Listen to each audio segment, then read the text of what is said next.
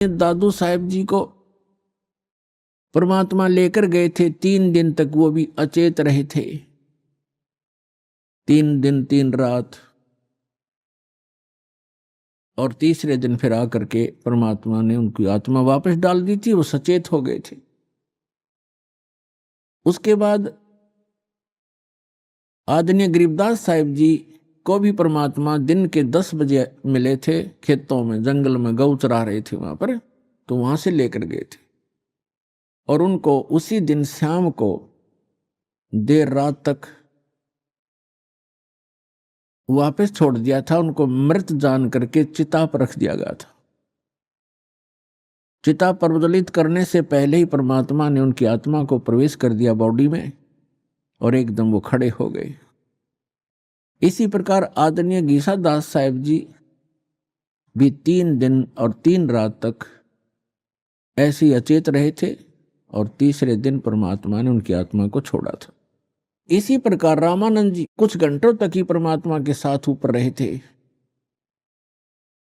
5-6 घंटा, और फिर उनकी आत्मा को जो वापस छोड़ा तो वो परमात्मा के गवाह बने, साक्षी बने। तो पुण्यात्माओं, उनमें से आदरणीय गरीबदास साहिब जी गांव छुडानी, जिला झज्जर वाले, इनको परमेश्वर ने अपना यथार्थ ज्ञान पुनः दिया। वैसे तो अन्य महापुरुषों को भी बताया, लेकिन उस समय की वाणी जो है बीच में थोड़ी बहुत कोई रह जानी थी, इधर उधर पूरी संग्रहित नहीं हो पानी थी। तो गरीबदास जी के रूप में परमात्मा ने उस प्यारी आत्मा के माध्यम से अपना कंप्लीट ज्ञान दिया और एक गोपाल दास नाम के एक दादूपंथी संत ने वो लिखी और गरीबदास जी बोला करते थे। ऐसे ही धर्मदास साहिब जी ने लिखी थी, परमेश्वर कबीर जी बोला करते थे। लेकिन इतने समय गुजर जाने के बाद उसमें मिलावट हो जाना स्वाभाविक था, इसलिए परमात्मा ने आदरणीय गरीबदास साहिब जी के द्वारा अपना यथार्थ ज्ञान पुनः प्रकट करवाया। और इसका प्रमाण उन्होंने पहले ही बोला था कि 12वां पंथ गरीबदास पंथ होगा और गरीबदास जी के माध्यम से मेरी वाणी पुनः प्रकट होगी। तो गरीबदास जी ने बताया है, हम सुल्तानी नानक तारे दादू को उपदेश दिया, जात जुलाहा भेद न पाया, यो काशी महे कबीर हुआ। गरीबदास साहिब जी कह रहे हैं कि हम इंक्लूडिंग मी यानी गरीबदास सहित नानक जी को, अब्राहिम सुल्तान अधम को और दादू जी को, गरीबदास साहिब जी कह रहे हम सब को पार किया। किसने? परमात्मा कबीर जी ने। और कौन है वो कबीर जी? जो धानक रूप में, जो लाहे रूप में काशी में 120 वर्ष तक रहे थे। वो परम अक्षर ब्रह्म, वो सत्य पुरुष, वो अकाल मूर्त हैं, वो शब्द स्वरूपी राम है। हम सुल्तानी नानक तारे दादू को उपदेश दिया, जात जुलाहा भेद न पाया, वो काशी महे कबीर हुआ। अनंत कोटि ब्रह्मांड का एक रति नहीं भारे, सतगुरु पुरुष कबीर हैं कुल के सिरजनहार। आदरणीय नानक साहिब जी ने कहा, जो गुरु ग्रंथ साहिब के पृष्ठ नंबर 24 पर अंकित है वाणी, कि एक स्वान दुई स्वानी नाल भलके भौकाई, सदा ब्यार कूड़ छुड़ा जूठा मरदार, ये धानक रूप रहा करतार। तेरा एक नाम तारे संसार में, एहो आस एहे आधार। और धानक रूप रहा करतार। फाई सूरत मलुकी वेश, ए ठगवाड़ा ठगी देश, खरा सियाणा भौता भारी, धानक रूप रहा करतार। परमात्मा सचखंड में लेकर गए आदरणीय नानक साहिब जी को। फिर परमेश्वर ने उनको बेई नदी के किनारे वापस छोड़ दिया सशरीर। तो उसके बाद उन्होंने, परमात्मा ने सचखंड में कहा था कि मैं काशी में रहता हूँ, जुलाहे का काम, धानक का काम करता हूँ, और सतनाम दूंगा वहां आ जाना, सतनाम से मोक्ष होगा बच्चा, और कोई तरीका नहीं। तो नानक साहिब जी एक सुल्तानपुर शहर में एक नवाब के यहाँ मोदी खाने में नौकरी करते थे। वो नौकरी त्याग दी, सच्ची सरकार की नौकरी के लिए चल पड़े। बनारस में पहुंचे, जब देखा जो सचखंड में देखी थी जो सूरत, और वो देखा वहां एक जुलाहे के रूप में कपड़ा बुनते हुए, तब कहा था भाई सूरत मुल्क की वेश, ए ठगवाड़ा ठगी देश, खरा सियाणा बहुता बार ये धानक रूप रहा करता। बोली आत्माओं देखो, ये लोगो आओ, ये अपने आप को छुपाए बैठा है, ये ठग है, ये ठगवाड़ा है। प्यार में रो रो कर कह रहे थे, ये बैठा धानक रूप रहा करता और धानक रूप रहा करता। इसी प्रकार दादू साहिब जी ने कहा है कि जिन मुख को निज नाम दिया सोए सतगुर हमार, दादू दूसरा कोई नहीं ये कबीर सिरजनहार। और मुल्कदास जी ने कहा था, जपोरे मन साहेब नाम कबीर, जपोरे मन परमेश्वर नाम कबीर। और फिर कहा है कि दास मलोक सलूक कहत है, खोजो खसम कबीर, जपोरे मन परमेश्वर नाम कबीर। काफी लंबा प्रकरण है, लेकिन हम थोड़ा थोड़ा आपको प्रमाण दे रहे हैं।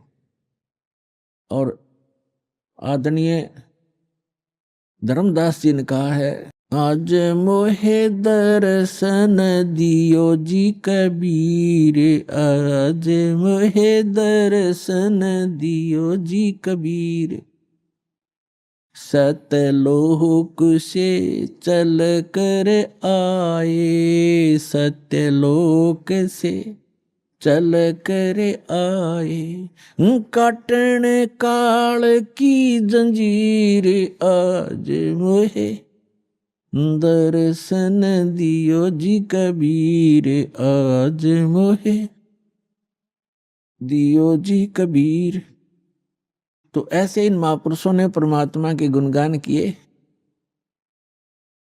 और गरीबदास साहिब जी कहते हैं, अनंत कोट ब्रह्मांड का एक रति नहीं भार, और सतगुरु पुरुष कबीर हैं ये कुल के सृजनहार। गरीबदास साहिब जी ने अपनी अमृतवाणी में परमात्मा की महिमा और हमें जो भगवान ने यहाँ क्रिया करने के संकेत दिए हैं, आदेश दिए हैं, वो वर्णन किया है, सुनाते हैं। क्या बताते हैं, कस्तूरी नाम कबीर है, ये बिन छेड़े मैं कंत, आद अंत की कहते हूँ पटतर कोई न संत। गरीबदास जी कह रहे हैं कि कस्तूरी नाम कबीर है, बिन छेड़े महकंत, और आद अंत की कहते हूँ पटतर कोई न संत। कि जैसे कस्तूरी को चाहे कोई छुओ या ना छुओ, उसमें से प्रॉपर महक आती ही रहती है अपने आप ही। यानी परमात्मा कबीर जी की शक्ति अपने आप झलकती रहती है। जो संत उससे जुड़ जाता है, जो भक्त उससे जुड़ जाता है परमात्मा से, तो वो पल पल साथ रहता है और आभास कराते हैं परमात्मा कि मैं साथ हूं भाई बच्चे। और वो भक्त फिर पल पल में परमात्मा से मिलने वाले लाभ को महसूस करता है। तो यहाँ कहते हैं कस्तूरी नाम कबीर है, परमात्मा से प्राप्त जो मंत्र है, परमात्मा की शक्ति उस मंत्र जाप करने वाले के अंदर अपने आप कार्य करती रहती है। और बिन छेड़े महकंत, आद अंत की कहते हूं पटतर कोई न संत। गरीबदास जी कहते हैं शुरू से और अंत तक बताता हूं कि इस परमेश्वर कबीर जी के बराबर कोई संत भी नहीं है, भगवान भी नहीं है, समर्थ है। चिदानंद चंदन कला अवगत लहर उठंत, और झिन्न आकार अजोख पद तिरकुटी में दिखंत। तिरकुटी भिरकुटी मेट दे, घट के घाट अनंत, और घटमट से न्यारा रहे जाका आदि न अंत। अब क्या बताते हैं कि जो तुम इस बॉडी में परमात्मा को देखने की चेष्टा करते हो, इसके अंदर परमात्मा का केवल प्रतिबिंब ही देख सकोगे। वो परमात्मा जहां रहता है वो स्थान भिन्न है, वहां जाने की विधि भी उस सूक्ष्म वेद में वर्णित है, अन्य किसी ग्रंथ में नहीं है। नैनो मद निरखत रहे अवगत नाम कबीरे, बेड़ा पार लगाए हूं सुरत सरोवर तीरे। दो नैनों बिच कमल है उजल हिरंबर धामे, शेष शेष पुन रटत हैं जिन्होंने पाया वो राम। शेष 88 ना गए 24 पर चोखे, 33 पर तलब है कोई बकरा कोई भूखे। अब क्या बताते हैं परमात्मा? गरीबदास जी कह रहे हैं परमात्मा की महिमा के जिस स्थान पर हमने पहुंचना है, जहां जाने के बाद साधक को कोई जरा और मरण कष्ट नहीं रहता, वहां किसी चीज का अभाव नहीं है, वो सुख सागर है। वहां जाने की जो साधना है वो या तो परमात्मा स्वयं आकर बताते हैं या उन महापुरुषों को प्राप्त थी, जिनके विषय में दास ने अभी आपके सामने उनके शुभ नाम बताए। लेकिन उन महापुरुषों को हमने महत्व नहीं दिया। उस समय जिस समय वो प्रगट थे, उनके जाने के बाद भले ही हम ढेर सारे अनुयायी भी बन गए, लेकिन जो रहस्य उन छुपा गए, वो अपने अमृतवाणियों में एफिडेविट बना गए, लिख गए, उनको वो खुद ही समझ सकते हैं, उसमें कोड वर्ड होते हैं। उसके बाद उनके जाने के बाद बहुत ज्यादा अनुयायी भी बन गए, लेकिन उनके उन संकेतों को नहीं समझ सके। उन महापुरुषों ने क्या कहना चाहा था, समाज ने स्वीकार किया नहीं। देख सकते हैं आप आदरणीय नानक साहिब जी के उसमें कितने अनुयायी थे जब वो वर्तमान में थे, बहुत ही नाम मात्र थे। उनके जाने के बाद आप देख रहे थे करोड़ों की संख्या में सिख बन गए, शिष्य बन गए। उस समय कोई पूछने वाला ढंग से उनसे अर्ज करते तो वो रहस्य बता देते, लेकिन उस समय हम उनकी कीमत को समझ नहीं सके। ऐसे ही कबीर परमेश्वर आए थे, उस समय लोगों ने परमात्मा को समझा नहीं, वहां की जनता ने, तो परमात्मा अपना कोड वर्ड लिख कर चले गए। ऐसे ही गरीबदास साहिब जी को, मुल्कदास साहिब जी को, दादू साहिब जी को मिले, उस समय उनकी कोई पूछ नहीं की, मैं तो नहीं दिया, जिस कारण से वो अपने कोड वर्ड छुपा कर चले गए। अब उन सभी सांकेतिक शब्दों को, उन अद्भुत रहस्यों को उजागर करने की बुद्धि इस दास को दी कबीर भगवान ने। तो सभी सदग्रंथों की, सभी महापुरुषों के शुभ संकेत हैं और रहस्य में संकेत है, उनको बताने के लिए इस दास पर मेहर करी है, और वो आपको अब रूबरू कर रहा है। इसका लाभ उठाओ।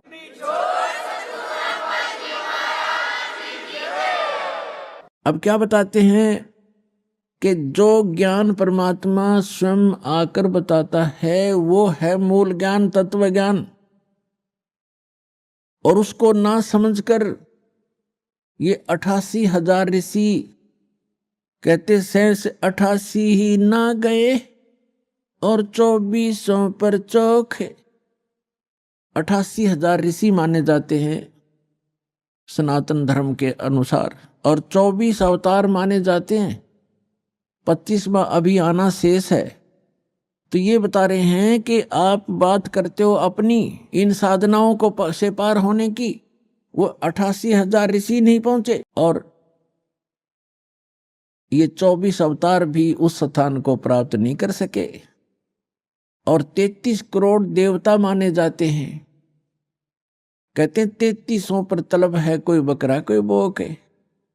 सुर नर मुनि जन 33 करोड़ी, बंदे सभी नरंजन डोरी।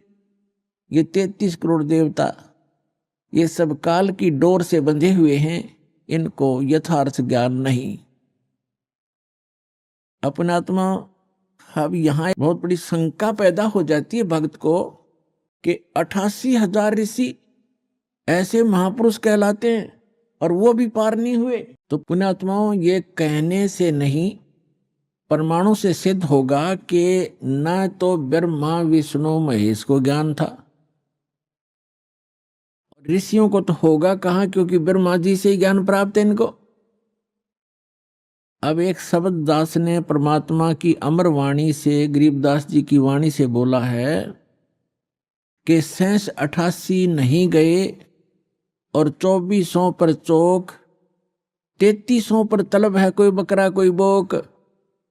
यानी 33 करोड़ देवता, 88,000 ऋषि, 24 अवतार जो अभी तक आ चुके, ये मोक्ष प्राप्ति नहीं कर सके। क्यों नहीं कर सके? क्योंकि इनके पास अध्यात्म ज्ञान नहीं था, वो तत्व ज्ञान नहीं था जो श्रीमद् भगवत गीता अध्याय नंबर 4 के श्लोक नंबर 32 में कहा है कि सच्चिदानंद घन ब्रह्म की वाणी में वो अमृत ज्ञान, वो तत्व ज्ञान है जो उन्होंने अपने मुख कमल से बोला है। उसमें विस्तार के साथ साधना लिखी है, यज्ञ यानी धार्मिक अनुष्ठानों की जानकारी बताई है। उसको जानने के बाद मोक्ष प्राप्ति होगी। चौथे अध्याय के 34वें श्लोक में गीता ज्ञानदाता कहता है कि अर्जुन, उस तत्व ज्ञान को जो सच्चिदानंद घन ब्रह्म की वाणी में लिखा है, उस तत्व ज्ञान को तू तत्वदर्शी संतों से जाकर समझ, उनको दंडोत प्रणाम करने से, कपट छोड़कर सरलतापूर्वक प्रश्न करने से वो तत्वदर्शी संत तुझे उस तत्व ज्ञान का उपदेश करेंगे। तो इसे सिद्ध है कि गीता ज्ञान दाता भी उस तत्व ज्ञान से अपरिचित है, और तत्व ज्ञान से अपरिचित है तो मोक्ष कहां से होगा उनका?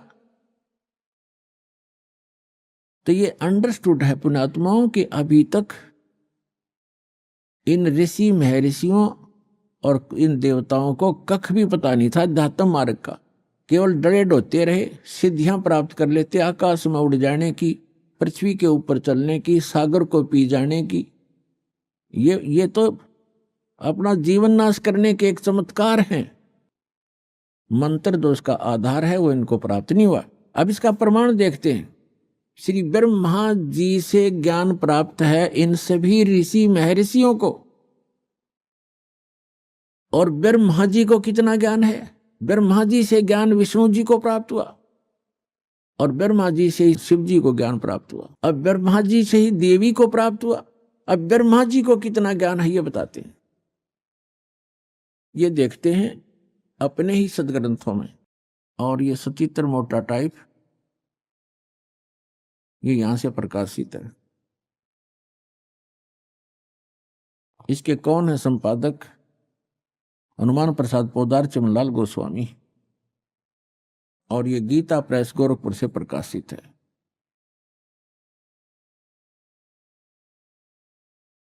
इसके आपको दिखाते हैं 28-29 पृष्ठ पे। ये है पहला स्कंद, संक्षिप्त देवी भागवत देवी पुराण, और 28 पृष्ठ पे यहां Vyas ji, writer of the all Purana and Veda, Narad ji ने कहा, महाभाग व्यास जी, तुम इस विषय में जो पूछ रहे हो ठीक यही प्रश्न मेरे पिताजी ने भगवान श्री हरि से किया था। देवादिदेव भगवान जगत के स्वामी हैं, लक्ष्मी जी उनकी सेवा में उपस्थित रहती हैं, दिव्य कौस्तुभ मणि उनकी शोभा बढ़ाती है, वे शंख चक्र गदा लिए रहते हैं, पीतांबर धारण करते हैं, 4 भुजाएं हैं, वक्ष स्थल पर श्री वत्स का चिन्ह चमकता रहता है, वे चराचर जगत के आश्रय दाता है, जगत गुरु एवं देवताओं के भी देवता हैं। ऐसे जगत प्रभु भगवान श्री हरि यानी विष्णु जी महान तप कर रहे थे, उनकी समाधि लगी थी। यह देखकर मेरे पिता ब्रह्मा जी को बड़ा आश्चर्य हुआ। अतः उन्होंने उनसे जानने की इच्छा प्रकट की। ब्रह्मा जी ने पूछा, प्रभु आप देवताओं के अध्यक्ष, जगत के स्वामी, भूत भविष्य एवं वर्तमान के सभी जीवों के एकमात्र शासक हैं। भगवान फिर आप क्यों तपस्या कर रहे हैं और किस देवता के आराधना में ध्यान मग्न है? मुझे असीम आश्चर्य तो ये हो रहा है कि आप देवेश्वर एवं सारे संसार के शासक होते हुए भी समाधि लगाए बैठे हैं। ब्रह्मा जी के विनीत वचन सुनकर भगवान श्री हरि उनसे कहने लगे, ब्रह्मन सावधान होकर सुनो, मैं अपने मन का विचार व्यक्त करता हूं। देवता, दानव और मानव सब यही जानते हैं कि तुम सृष्टि करते हो, मैं पालन करता हूं, संकर संहार क्या करते हैं, किंतु फिर भी वेद के पारगामी पुरुष अपनी युक्ति से यह सिद्ध करते हैं कि रचने, पालने और संहार करने की यह योग्यता जो हमें मिली है, इसकी अधिष्ठात्री शक्ति देवी है। वे कहते हैं कि संसार की सृष्टि करने के लिए तुम में राजसी शक्ति का संचार हुआ है, मुझे सात्विक शक्ति मिली है और रुद्र में तामसी शक्ति का आविर्भाव हुआ है। उस शक्ति के अभाव से तुम इस संसार की सृष्टि नहीं कर सकते, मैं पालन करने में सफल नहीं हो सकता और रुद्र से भी संहार कार्य होना भी संभव नहीं। ब्रह्मा जी, हम सभी उस शक्ति के सहारे ही अपने कार्य में सदा सफल होते आए। सुवर्त प्रत्यक्ष और परोक्ष दोनों उदाहरण में तुम्हारे सामने रखता हूं, सुनो। यह निश्चित है कि उस शक्ति के अधीन होकर ही मैं शेष नाग की सैया पर सोता हूं और सृष्टि करने का अवसर आते ही जाग जाता हूं। मैं सदा तप करने में लगा रहता हूं। उस शक्ति के शासन से कभी मुक्त नहीं रह सकता। कभी अवसर मिला तो लक्ष्मी के साथ सुखपूर्वक समय बिताने का सौभाग्य प्राप्त होता है।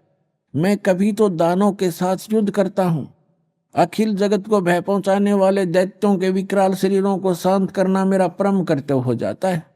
फिर यहां बताया है, मुझे सब प्रकार से शक्ति के यानी दुर्गा के अधीन होकर रहना पड़ता है।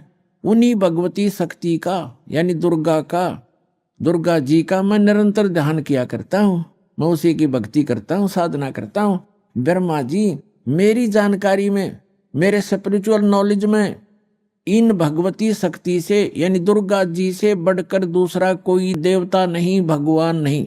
अपने आत्मा श्री ब्रह्मा जी, श्री विष्णु जी, नारद और व्यास जी के ज्ञान के सतर का अपना पता लग गया कि ब्रह्मा जी तो श्री विष्णु जी को सर्वेश्वर, सब जगत का रचनहार, सबका पालनहार बता रहा है, और विष्णु जी कह रहे हैं मैं तो दुर्गा से ऊपर कोई भगवान नहीं मानता, दुर्गा ही सब कुछ है और मैं उससे ऊपर किसी भगवान से, किसी देव से परिचित नहीं हूं, उससे ऊपर कोई शक्ति ही नहीं है। आ गया सत्र श्री विष्णु जी के ज्ञान का, और इन्हीं से ज्ञान प्राप्त है श्री शंकर जी को। अपने आत्मा श्री देवी जी कैसा ज्ञान रखती हैं, उनके पास ले चलते हैं आपको। ये देखिएगा 562 पृष्ठ पर 7वां स्कंद, इसी पवित्र पुराण का 7वां स्कंद, संक्षिप्त देवी भागवत 562 पृष्ठ पे देवी का द्वारा हिमालय को ज्ञानोपदेश। देवी जी हिमालय राजा को ज्ञान बता रही है और ब्रह्म के विषय में जानकारी दे रही है, ब्रह्म स्वरूप का वर्णन। श्री देवी जी कहने लगी, पर्वतराज, पहले तो अपने विषय में बताया, फिर कहा है उस ब्रह्म का क्या स्वरूप है यह बतलाया जाता है, जो प्रकाश स्वरूप सबके अत्यंत समीप में स्थित हृदय रूप गुहा में स्थित होने के कारण गुहाचर नाम से प्रसिद्ध और महान पद अर्थात परम प्राप्य है। वह समस्त प्रजा के ज्ञान से परे है, अर्थात किसी की बुद्धि में आने वाला नहीं है, यह तुम जानो। जो परम प्रकाश रूप है, जो सूक्ष्म से भी अत्यंत सूक्ष्म है, जिसमें संपूर्ण लोक और उन लोकों में निवास करने वाले प्राणी स्थित हैं, वही ये अक्षर ब्रह्म है, वही सबके प्राण है, वही सबकी वाणी है और वही सबके मन है। वह यह परम सत्य और अमृत अविनाशी तत्व है। सौम्य उस वेदने योग्य लक्ष्य का तुम वेदन करो, मन लगाकर उसमें तन्मय हो जाओ। सौम्य उपनिषद में कथित महान अस्त्र रूप धनुष लेकर उस पर उपासना द्वारा तीक्ष्ण किया हुआ बाण संधान करो और फिर भावनागुप्त चित्त के द्वारा उस बाण को खींचकर उस अक्षर रूप ब्रह्म को ही लक्ष्य बनाकर वेदन करो। प्रणव यानी ओम तो धनुष है, जीवात्मा बाण है और ब्रह्म को उसका लक्ष्य कहा जाता है। अब श्री देवी कह रही है कि एक ओम नाम का जाप करो, ब्रह्म पाने का उद्देश्य रखो, दैट्स ऑल। जीवात्मा तो साधना करे और ओम का जाप करे, ब्रह्म प्राप्ति का उद्देश्य रखे। आगे देखो स्पष्ट किया है, लक्ष्य कहा जाता है।